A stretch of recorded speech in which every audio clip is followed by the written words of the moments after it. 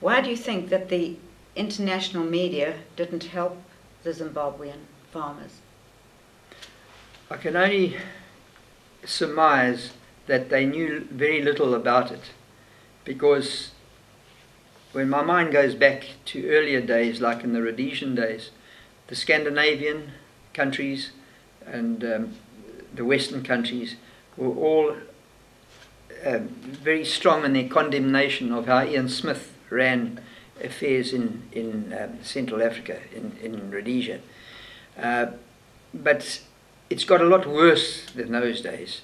We have seen murders, we've seen rapings, we've seen houses trashed, we've seen a whole nation being pulled apart, and yet it doesn't appear much has been done about it, which is very surprising. I'm sitting in Sweden at this time, and I can remember distinctly the support they gave Robert Mugabe in the early days. I haven't seen much support for our farmers today.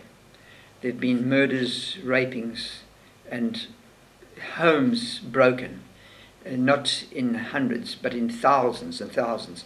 There has been over 20,000 Matibilis killed, slaughtered, and since the election time, there were over 1,500 people have been killed since March, or just leading up to the March elections, and another couple of hundred after that.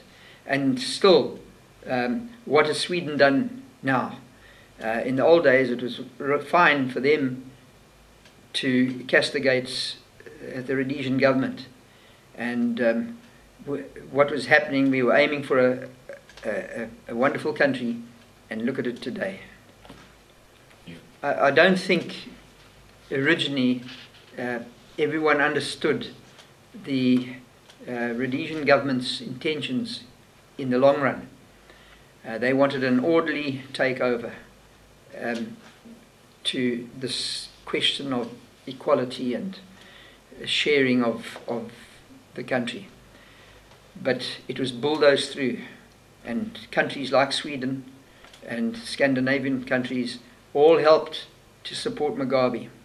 They've been very quiet since this has happened to us. I've lost everything. My whole farm, everything of mine has gone. And not only myself, but all my workers. And they're just as important.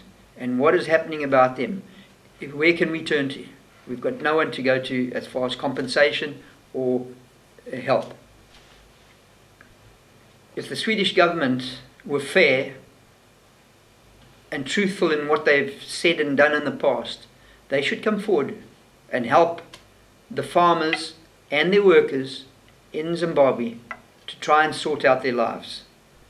Many of us have no intention of leaving Zimbabwe. We want to stay, but we're going to need help to get that country back on its feet. And not only financial help, but spiritual and mental help as well. And I'll talk about how I intend doing in the future. At the moment, Zimbabwe is starving. Mugabe turns off the NGO's help when he wants, and what's done about it.